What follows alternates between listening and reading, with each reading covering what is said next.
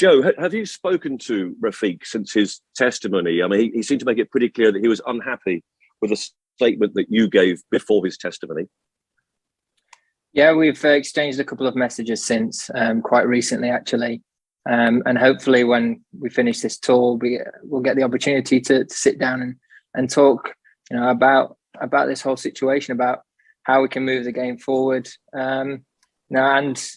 As I mentioned in my statement as well, along with talking to Azeem, I wanted to speak to Lord Patel at the club, and those dialogues have started as well. So I think it's important that we keep finding ways of bettering the sport, finding ways how we can individually affect things for the better, and make a real change in this.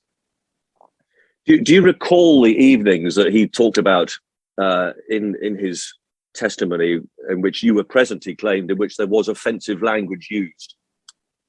No, I stand by what I said. I don't recall those incidences, and if they are oversights on my part, then that's an area which we all have to learn from, and I have to learn from. And I think about things that have happened since then. There's been other things that have happened on the cricket field where I feel like I have stepped in and called things out, and I think that comes from growth and learning and understanding and education. And there's still further education that I need to undergo and develop myself further, and certainly within our game as well. I think everyone does. So I don't think there's so much work that has to be done. There's so much energy that has to be thrown into this, and there has to be a real want of drive to make a real difference. And I look at the group of players that are around this team right now, and the other two England men's teams.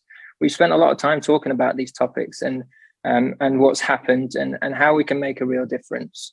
Certainly feel like there's a lot of good conversations happening, which hopefully can now follow into action, and that we can really start to drive the game from our position at the spear point of the sport.